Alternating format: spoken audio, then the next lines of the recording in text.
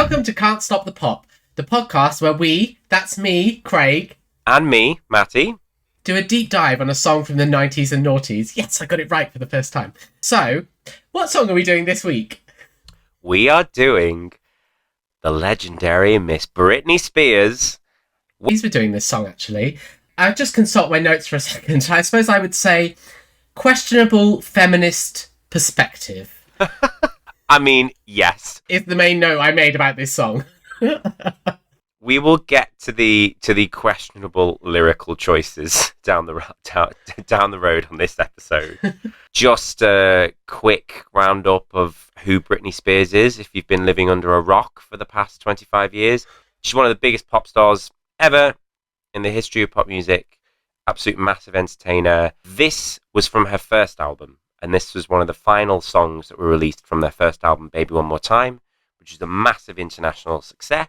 This was, as a bit of stats about it, it was the fourth single in pretty much all European territories, including the UK. But the fourth single in America was the, I deem, inferior From the Bottom of My Broken Heart. And I still, to this day, I've never really understood why. I think it was because they thought that a ballad would work better with the American market, whereas the slightly more mid-tempo-y version of this, which we'll get to in a minute, would fare better in Europe. It reached number one in the UK and Ireland. It was written by Christian Lundin and Andreas Carlson, with two of Max Martin's regular collaborators at the time, and they both went on to write various other songs with him. And it was produced by Lundin and Max Martin. I deem this song, don't know how you feel about this, Craig, as Britney's forgotten number one in the UK. People forget about this song and they forget it's number one, whereas all of her other songs are deemed as like classics that she's done on almost every tour. I would agree with that. I wish we could forget Scream and Shout. Oh, let's not go. I love Scream and Shout. Scream and Shout is an absolute jam. You tell me that if that comes on at, I was about to say in a club, but I know that's not your thing. But if it came on for me at 2 a.m. in a club, I am there.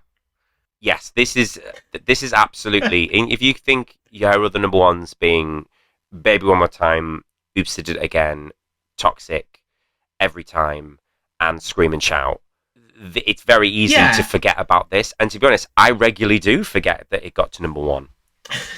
I think Britney Spears is probably one of the few artists where the songs generally that got to number one were some of the most important songs of her career at that point. So all of the songs, probably apart from this one, represent a very important moment in her career. Baby One More Time, obviously. Oops, I Did It Again as the follow-up, and just everything about that song, the way it's created. And obviously Toxic and Every Time were her coming of age singles, the moment when she left the teen pop star persona behind. So I can sort of see why this one might get a little bit forgotten, because it doesn't really do anything in terms of her narrative that the other ones don't already do on a much bigger scale. But that doesn't mean I love it. I adore it. And I love the fact it did get to number one. I love it too. I regularly have conversations with my pop sibling, my brother. We love this song. We went to see, the last time that I saw Britney on the Piece of Me tour, we went to a Britney Spears club night afterwards where they only played Britney all night and everyone was having masses of Britney. And when I tell you that Born to Make You Happy went down like we were in Ibiza, I think that the production is classy. It gives that late 90s nostalgia. It is very Max Martin in its production, but there's just an extra layer there that you just don't get in some of the others. And with the strings, with the piano, with the chorus, there's there's a choir behind her in some of the final choruses of the song. And the key change comes in and it doesn't feel forced. It feels natural. It's a beautifully constructed pop song. I think it's beautifully sung as well. Yes. I think probably, obviously, I think I said before, I love Britney's early career. For me, it's a time when I was really into pop music, and I love, particularly on her first and second albums, I think she was still trying to be a singer as much as she was trying to be a pop star. And I think maybe from the third album onwards, she leaned in a little bit more into the sort of the tics and that, oh yeah, yeah, yeah. She really started to go for that. But I think on the first two albums, on songs like this in particular, you can really just hear a young teenager who wants to be a singer. And that's what I love about this song, because I think that just shines through. The vocals on it are fantastic. They really beautiful. are fantastic. And if you're going to look at the broad spectrum of Britney's career, you know, she's gone through phases of saying, like, I'm not really a vocalist. She's gone through phases of saying, like, I love to sing, but I don't like the sound of my voice. Whereas, yeah, I think her last studio album that she did, Glory, for me, it's one of her best albums, but it was by far the album in which that she, on quite a few tracks, you can actually hear that's her just singing and having fun in the studio and not worrying about the pop star persona. It's really lovely. It sort of circles back to, on this first album, you hear the ad-libs, the middle A, everything. The show you how much I care. That whole bit is just so good. Damn it, I wish I could sing so I could sing some of my favourite bits. Darling, it's just me and the microphone. I'm just here. So, lyrically... Yes, let's touch upon the lyrics, because that's the only real negative here. Yeah, and you know, it is a bit in hindsight, because I don't think it's not profoundly worse than a lot of the other pop songs, the way they were presented. And actually, the lyrics throughout aren't that bad. But yeah, so she's like, lyrics like, she says, I'd do anything, I'd give you my world, I'd wait forever to be your girl. And it is a bit, and obviously the whole thing is, I was born to make you happy. It is a little bit passive. They've just dated. It's not aged particularly well lyrically. You do think none of the female pop stars of today could get away with releasing a song that was so vapidly soppy and loved up. You know, your Arianas and your Taylors are not going to release this. But it's just simple. It's just a simple love song. I did write down in my notes that, you know, you could just be saying that she's being like, oh, you know, I'm nothing without you. I'm worthless without your love. My life has no meaning without you. I would die without you. Is that supposed to be better? Well, I know, it's pretty much what the lyrics are. But you can't help, when you hear the song, I just still get swept up in it. It just takes you back to that era. And I think it's one of the strongest songs on the first album. To drop a controversial thing in there, Baby One More Time is not my favourite Britney album. That's not controversial. I don't think that's like the least controversial thing you've ever said. Oh, I know, but it's like, I'd honestly go so far as to say I prefer Britney Jean to Baby One More Time. That's my controversial statement, because there's because I do think there are some great pop songs. There's some great production moments in the bonus tracks, particularly of Britney Jean. Whereas I listen to Baby One More Time as an album. Even the singles aren't there in their fullest form. Like, You Drive Me Crazy is the original version and not the actual single remix. But this is such a standout. It's such a great track. I mean, I think in terms of the album, the only reason I'd probably pick Baby One More Time over Britney Jean is because at least she recorded all of Baby One More Time. But it was absolutely an album that was, we've got 4 good singles and we need an album to put around it. Yeah. So this album sold so well. It sold 1.2 million copies, and it actually peaked after this single was released. So it's mental sold. The amount of copies that her debut album sold worldwide. It's insane. I love Britney. I loved her whole career, and as someone who loves albums, and I definitely grew up judging the merit of an artist on if I liked their albums. And I will say, I loved Britney. I loved her songs, but I wasn't really a fan until her 3rd and 4th album. That's controversial. I didn't come to her until she was a bit cooler by that point, and obviously Slave for You and Boys, and then Me Against the Music. Her albums by that point were getting way better critical acclaim, and then obviously you lead on to Blackout, which I just think is a masterpiece. But it's so true in that it's that 90s thing of, you know, we're at the very, very end of the 90s here, where just that album campaign, the way that she just was, she was a non-stop performing racehorse, absolutely, everywhere. She was promoting this single, even 4 singles in. She's been promoting the album for the best part of 2 years, because obviously it's released in America earlier than it was in the UK, and she did not stop. And all she did in America as well, she did a tour, essentially, of shopping malls.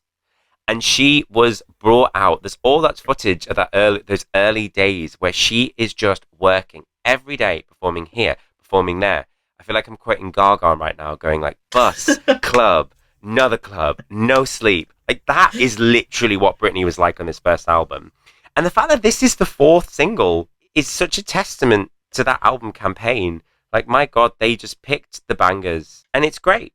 While we're talking about bangers... Oh, okay. Let's broach this topic then. Just to let you listeners know, if they didn't already know, the original version of the song that is on the video, and that was then put on as released as the single, as the main A-side single, was not actually going to be the version that was going to be put out there.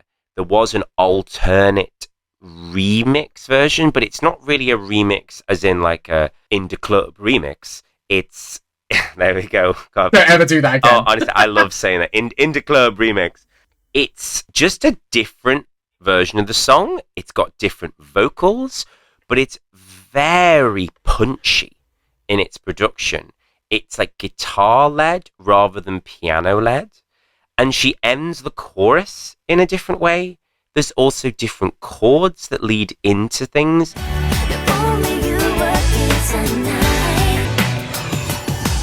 I remember the very first time I heard this alternate version, I thought, oh, this is good. You can probably dance more to this version. But I just think it kind of strips away everything that makes the song work, with the chorus and the backing and the sort of euphoric sound to it. And allegedly what happened was that the producers presented this single remix after You Drive Me Crazy was remixed for the single so well. And Britney and her management came back and said, no, we just want to do the original version. What are your thoughts on that?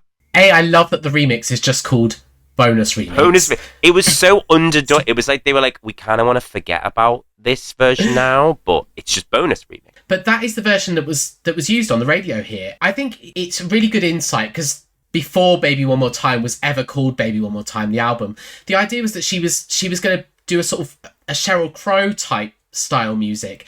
And to me, the Bonus Remix is that. This is Britney Spears doing a Sheryl Crow type performance, and the production is a little bit more guitar based. So I love it. I love hearing her as a singer. I think, as I've said, I think what was lost after the first 2 albums is that sense of her singing, and I love that on the remix. You can really hear the vocals are even more prominent from her. Oh, the vocal on the remix. It's like someone's taken all the vocal stems and just unfiltered them, and she sounds great. For me, the only thing that's different is just the production as a song. It's just not there for me. I like it. It's not as distinctive. Yeah, it's not. I think you hear Born to Make You Happy and you think this is the 4th single from Britney Spears' album. You hear that bonus remix, you wouldn't necessarily think, oh, this is the logical 4th single. That leads me on to the next thing of, I do think that in my theory, I feel like the remix is what they filmed the video to, and then they probably backtracked, because once again, here's Matty's phrase of season 1. The dance break is so unnecessary. And it kind of is. It works, but it's so intense in the video for what is essentially a mid-tempo ballad. Oh, it's so of its time. It's so of its time. You can't have a ballad mid-tempo and just have her dance softly to it. It is, the choreography is... It's really out there as well. It's as someone who's a performer, not that I'm not at Britney's dance level, but I look at the choreography and I'm thinking, stylistically, this is not fitting with the song. This is very out there and in comparison to what she's been doing previously. But yeah, we're talking about the video. Oh, the video is an episode in itself. So tell me about the original concept for the video then, because I found this out from you earlier. So the original concept, allegedly, is that in the video, she was 18 at the time. She was going to be mourning the fact that her boyfriend had left, and she was pregnant with his child. And that was apparently filmed. And then at some point, someone turned around and was like, do you think it's a good idea to have this 18-year-old pop star playing a pregnant single mother in a pop video that's being marketed at young kids? Which is probably a fair point. But no one realised until they'd already filmed it. But some of the scenes featuring her pregnant were kept in the video. And I never noticed it at the time. It was a long time afterwards that I noticed. But at the start, when she's lying in this... it's so hard to even describe it. She's lying in a bed, a 4-poster bed that's on the floor, that's in heaven. They're surrounded by clouds. It's very evangelic, all of the lighting. Oh, lots of backlighting. And she's stroking her stomach, and you can see that she's supposed to be pregnant. However, it's not the sort of pregnancy you're thinking that they do on telly where they use a bump. It literally looks like someone shoved a cushion up her blouse. That's what it makes me think of. We all did that as a kid, right? Oh. Like, I'm pregnant. That's what it looks like someone's done. I went to drama class, of course we did that. I honestly had never noticed it until you told me, and now I can't unsee it. Because I rewatched the video, and my initial thoughts were she starts off pregnant, and then the last shot, they put the pregnancy shot in again. It ends with her pregnant again. It's like she's dreaming. It's like she's dreaming. It's that kind of like, it's that thing again that she would sort of do later on with every time, where it feels like they filmed a concept for a video and then they backtrack it, which it famously, when they filmed the Every Time video, she dies in the video, but then they had to retroactively go, oh no, she was just having a lovely nap in the bath and she wakes up. She was just sleeping in the bottom of the bathtub. Sleeping in the bath. So my thoughts on the video are that it's very slick and it's really nicely lit. We're just about to go into the millennium, and it's got this like really great shine to the video. But there's one shot that just stuck out to me, and I just find it bizarre in that they've done this whole thing of she's pregnant, and they're trying to make her more like demure Britney, and they're still trying to gear her to a teen pop thing. But she has a shot very early on in the video where she's sat on the stairs and she just whips her leg up onto the wall, grinds her bum, and sort of like twerks against the wall. Yes. And that's it. Yeah. And it never happens again. There's never anything sexual in the rest of the video. But it's like the rest of the video is trying so hard to not be provocative and be sexual. And yet she has this one random shot where it's almost just like, you miss me? Like, and that's all it took. And she's still, she's 18 at this point. I just can't help wondering whether that was an outtake or whether that was Britney. I would love to think that it was Britney going, you know what? No, I want this in. Because if you're to believe many reports about her early career and her early videos, she did have say, and no, I want to do this. No, I don't like that. No, I want to do this. I think of all the videos from the first album, this is the one that it's the most representative of that era of pop music. The cool blue, it's like icy blue thing. It's all the I'm like, they're just places, they're just rooms, but she's on this icy blue platform, she's got the eyeliner on. It's really cool. And then there's the dance sequence that's on a floating platform. It's her first video as well that doesn't have a location setting. I just realized that it's the first video that's entirely filmed on a soundstage, whereas if I am, correct me if I'm wrong, but all 3 previous videos were filmed on a school location, on a pier, in the iconic Sometimes video, and then You Drive Me Crazy is all set in that big nightclub, but it kind of looks like a sports hall that's been turned into a nightclub. I was like, what location do you... I'm waiting to hear what location you thought that was. I'd say that's a studio, but it's not a studio in this sense, in that they've set up like a fake bed. This is abstract. This is it's abstract. It's artistic. This is abstract. And what I love about the choreography, just before we round up, is that it's although we've talked about the choreography, it's also edited. It's like sped up and slowed down, and the way she moves at points, it creates this really weird effect for a song that's so soft and lovely. The movements are really robotic and angular almost because of the way it's been edited to make it fit. I agree with everything you said. It's so of its time. So this got to number 1, which is a massive achievement considering the album had sold over 1 million copies. So it gets to number 1. It's the 32nd biggest seller of 2000. 32nd? Wow. It's a massive... I think it just underlines how big Britney Spears was at this point in her career. She had an incredible career, and she still has continued to have a very steady, amazing career. But this first album as a package, and the singles and the videos, and this was the culmination of it all, really. So, if you want to listen to the song, you can find it anywhere on streaming and wherever you get your music. Where can they find us, Craig?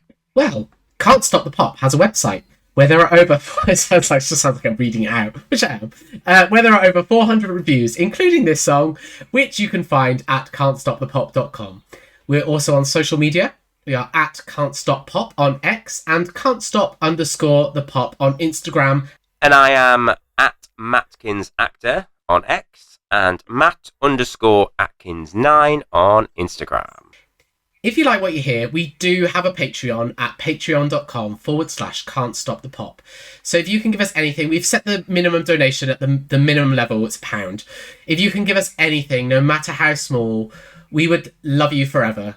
Because we were born to make you happy. Because you were born to make you happy. I was desperately trying to think of something which includes the word love. We'd give anything. We'd give you our world. We'd wait forever to be your Patreon. I really tried. Do get in touch. Let us know what you think of the song and what you think of us, what you think of the show. Please leave a review, but be nice. Be nice. Leave a review wherever you get your podcasts from. Yeah, do let us know what you think of us specifically.